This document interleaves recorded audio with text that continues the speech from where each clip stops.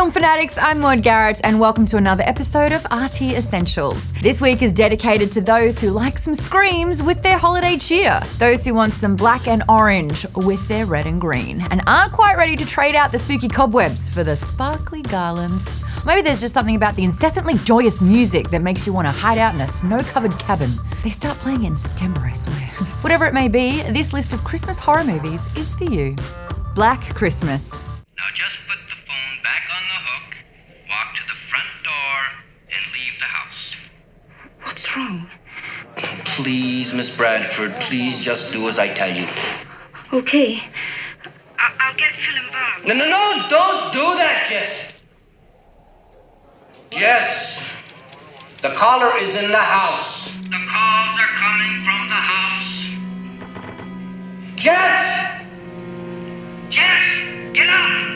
Sledding in first, we have the Canadian slasher Black Christmas, directed by Bob Clark, who later went on to direct A Christmas Story, which didn't exactly have the same edge. Black Christmas stars Olivia Hussey, Keir Dalia, Margot Kidder, and John Saxon, and was inspired by the 1960s urban legend The Babysitter and the Man Upstairs. Now, if you're not familiar with this tale, it's synopsized in the title. There's a babysitter, the phone rings, a creepy man tells her to check on the children, she freaks out and calls the police. They show up and inform her that the call came from upstairs and the children are dead.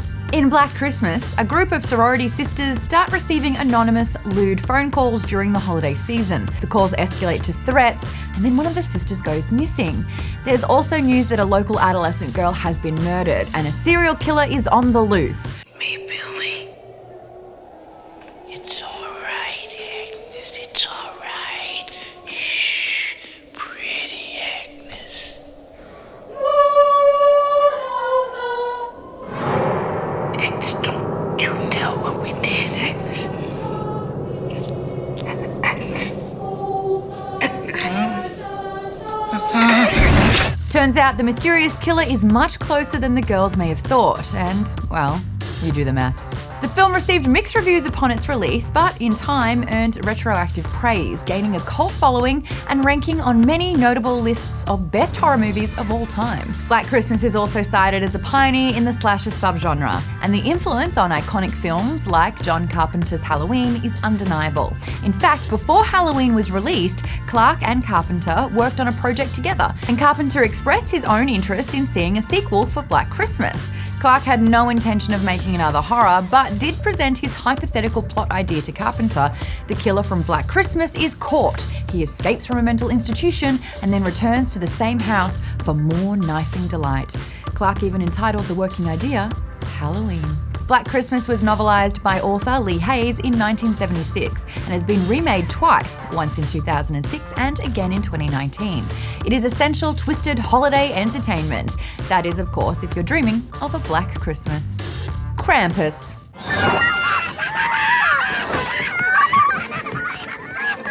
Merry Christmas, Mother.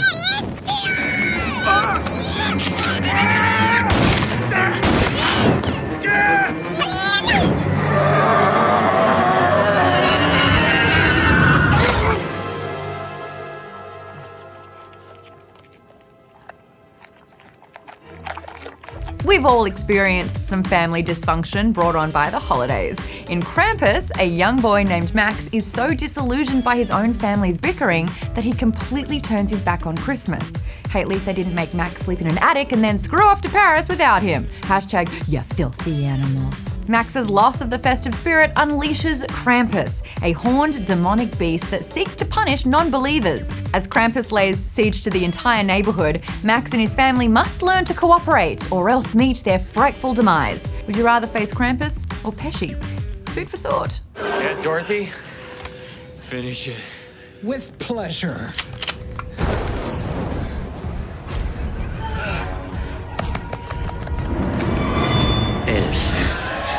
Oh,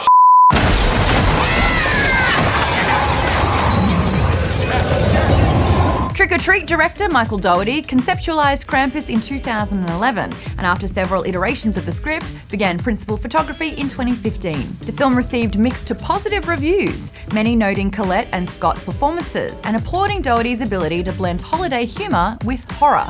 On a budget of $15 million, Krampus earned $61.5 million at the box office, making it a success, which some attributed to the unique Christmas-themed horror genre.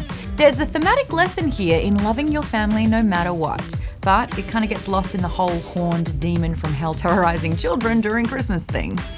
Gremlins.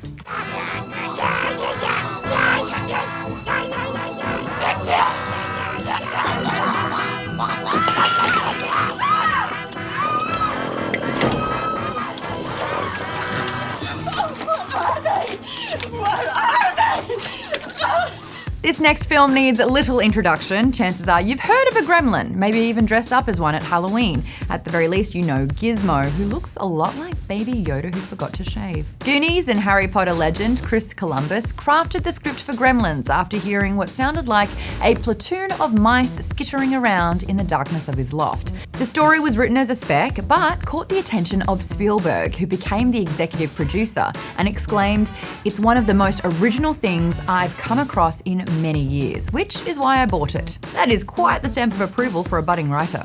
1, 2, 3, 4, 5 new ones. Now can I have one?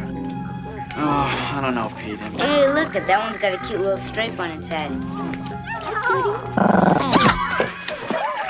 Gremlins follows a gadget salesman who seeks out a special gift for his son. He comes across an adorable creature called a mogwai at a shop in Chinatown, but the owner is reluctant to sell. After some debate, the owner agrees to part with the mogwai, but offers a fateful warning. It must never be exposed to bright light, water, or fed after midnight. Of course, all of these things do happen, and as a result, a gang of gremlins ransack the picturesque town on Christmas Eve. And this is why you don't frivolously buy mogwais as Christmas presents, people.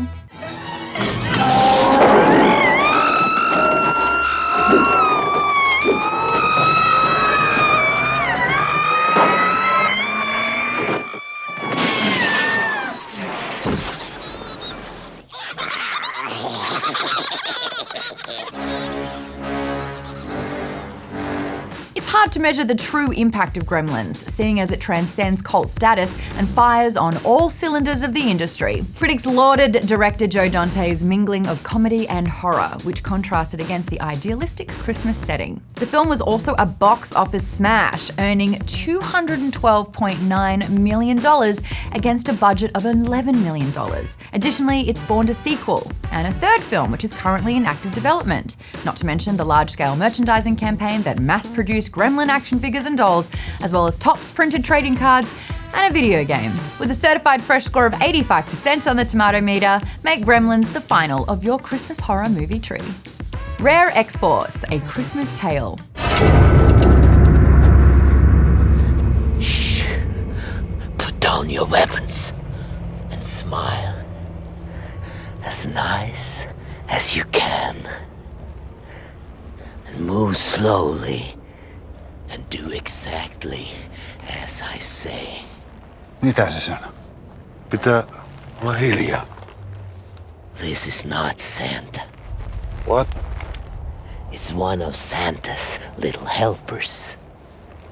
Mikä vitun apulainen? Väittää, että tää on tonttu. Ever wondered what would happen if you travelled far north into Finland and uncovered the tomb of Santa Claus? Neither. Well, either way, Rare Exports is the story of a young boy named Pitari and his friend Juso, who do in fact dig up Santa's burial. Except this is no holly jolly Santa. This is an evil and monstrous Santa that has been slaughtering reindeer and kidnapping children. Finnish director Jalmari Helander based the script on his 2003 short film Rare Exports Inc. and its sequel about a band of hunters who trap wild Santa Clauses. The short films gained a cult following on the internet, and Helander was able to team up with producers and finance the feature-length version.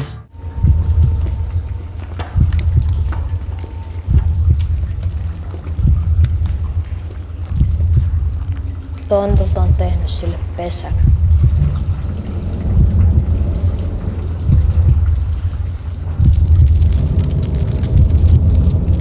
The film was critically hailed, with Roger Ebert exclaiming that it's a rather brilliant lump of coal for your stocking, and calling it an R-rated Santa Claus origin story crossed with The Thing. The Hollywood Reporter described the movie as a fiendishly entertaining Christmas yarn rooted in Northern European legend and lore. And the New York Times called the movie a thing of frigid beauty and twisted playfulness. Rare Exports is also certified fresh with a tomato meter score of 90% and an audience score of 70%. Clearly we have Finland to thank for this rare export and much welcomed addition to the Christmas horror genre.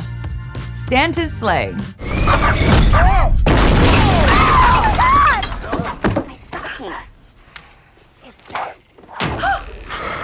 Santa? Yes, Virginia. There is a Santa Claus.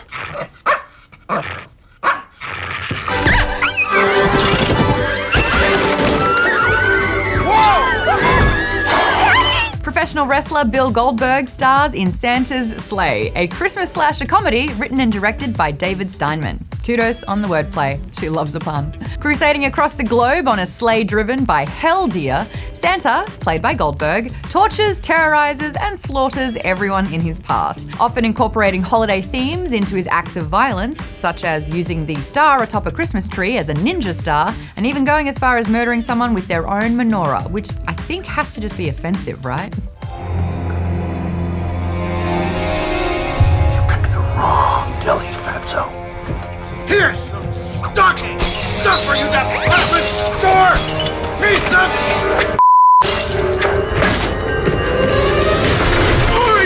The film has been described as brainless, cheesy, stupid and satirical, but that it had plenty of laughs. So that's something?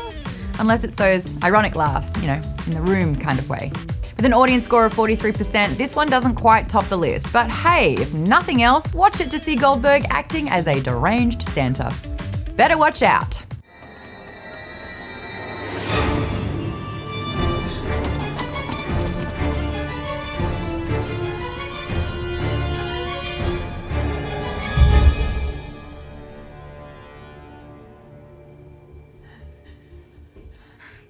So, this is Christmas, and once again, parents are taking off and leaving their kid behind. Have we learned nothing, folks? At least in Better Watch Out, these parents hire a babysitter named Ashley to look after their son Luke while they're gone. As always, things go sideways pretty quickly. 12-year-old Luke develops romantic feelings for Ashley and starts acting all sorts of crazy. But that's nothing compared to the life-threatening home intruders that the two will have to fend off if they hope to make it through the holidays. No.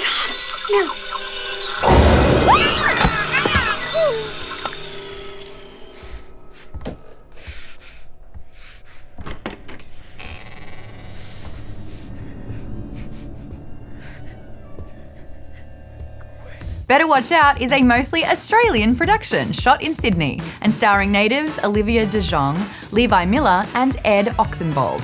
However, director and co-writer Chris Peckover is American and originally planned to shoot in South Carolina on a budget of $500,000. Plans shifted when producer Brett Thornquist offered $3 million to Peckover to shoot it in Australia and use local talent. Good on you, mate. The film received generally positive feedback, with The Guardian giving it 4 out of 5 stars and entitling their review Deranged Mind Game and Faultless Performances in Christmas Horror. Better Watch Out is also certified fresh with a tomato meter score of 89%. Oh, there's also a Home Alone-inspired murder in this film, so you better watch out for that. Jack Frost. Killer snowman, is it yours? Yes. No! Oh, yes. I think the Black Ice Sled Run is officially over. And all the king's horses and all the king's men couldn't give a rat's ass about Tyler's little snowman. Not to be confused with that abominable Michael Keaton flick, Jack Frost is a direct-to-video comedy slasher set in the fictional town of Snowmonton. Notorious serial killer Jack Frost is en route to his execution when he gets into a bizarre accident and consequentially transforms into a murderous mutant snowman. Seems a little fortuitous that his birth name is Jack Frost and this would be his fate, but it is a serial killing snowman, so some suspension of disbelief is in order. Please! We know it's you, Jack. Humbug! Wait! I can help you. Maybe turn you back. But I'm having so much fun just the way I am! Jack Frost was released on VHS by Apix Entertainment and DVD by Scimitar Entertainment in 1997. For our younger viewers, a VHS was this boxy tape cassette that Blockbuster would penalise you for not rewinding. Please don't ask what a Blockbuster is. The film was produced on a shoestring budget, with director Michael Cooney claiming that his movie Identity had a catering budget that exceeded the entire cost of Jack Frost. With such modest finances, it's no surprise the special effects completely suffered. But that's a part of the charm and a major reason the film developed a cult following. Jack Frost was critically detested, earning a 7% score on the tomato meter and an audience score of 30%. But that didn't stop Cooney from making a sequel, Jack Frost 2: Revenge of the Mutant Killer Snowman. The Children.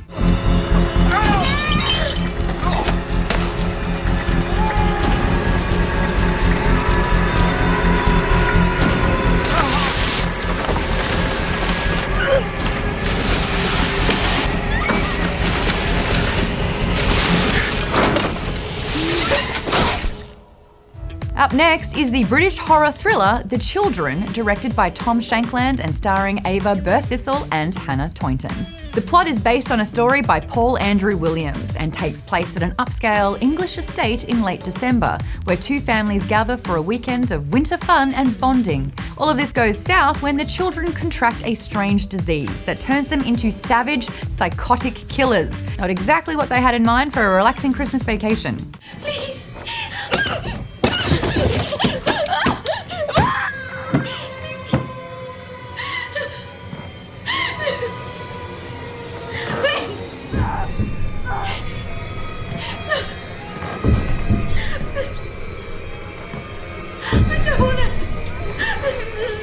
The film boasts impressive cinematography, and the snowy wooded surroundings make for a Shining-esque serenity that is perfectly juxtaposed with the vicious creepiness of the young killers. The Children received generally positive reviews, with Time Out eloquently stating, "This taboo-shattering movie taps into primal fears about the unknowability of children, its blood-stained virgin snow, and insidious terror recalling cruel fairy tales and demon child movies such as The Omen." This film also has one of the best taglines in any movie ever. "You brought them into the world, now they will take you out." Maybe this is what happens when your kids aren't happy with their presents. Silent Night, Deadly Night.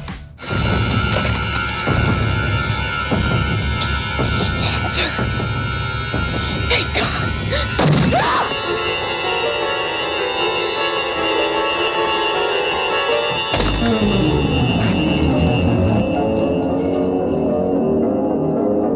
This next slasher tells the story of a young boy named Billy who is raised in an abusive Catholic orphanage after witnessing the murder of his parents on Christmas Eve. Billy grows into a tormented adult who has a psychological breakdown during the holiday season, which sends him on a killing spree dressed as Santa. Silent Night, Deadly Night was directed by Charles Cellier Jr. and stars Robert Brian Wilson, Lillian Chauvin, Gilma McCormick, and B-movie regular Linnea Quigley, who earned the nickname Scream Queen due to her frequent appearances in low-budget horror films.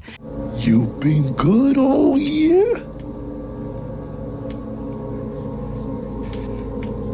You see Santa Claus tonight? You better run, boy. You better run for your life. Because of the overt use of a violent killer dressed as Santa Claus, this became one of the most controversial releases of the 1980s. The PTA fought for the film to be removed from theaters, and the advertisements that aired between family-friendly series led to parents complaining that their children were now terrified of Santa. TriStar Pictures, who originally distributed the film, responded by pulling all ads and withdrawing the picture. Furthermore, the film was condemned by Siskel and Ebert, with Siskel going as far as personally calling out the production crew on air, saying "shame on you," and stating that the money made from this film was in fact blood money. So I'm guessing no 2 thumbs up for that one, hey Siskel? Yeah. Though Silent Night, Deadly Night was never officially re-released in theaters, it was distributed on VHS in 1986. Despite all the drama, the film developed a cult following and spawned an impressive 4 sequels and a loose remake in 2012. Can't imagine how the PTA feels about that one. The Lodge. I need my pills and we're just gonna walk to the nearest town and call your dad and then he's gonna come pick us up. So you have to pack your things. What are you talking about? We can't leave. It's not up for discussion. Look outside, Grace. That's crazy. We don't even have our jackets. We're not going. I'll go alone. You won't make it.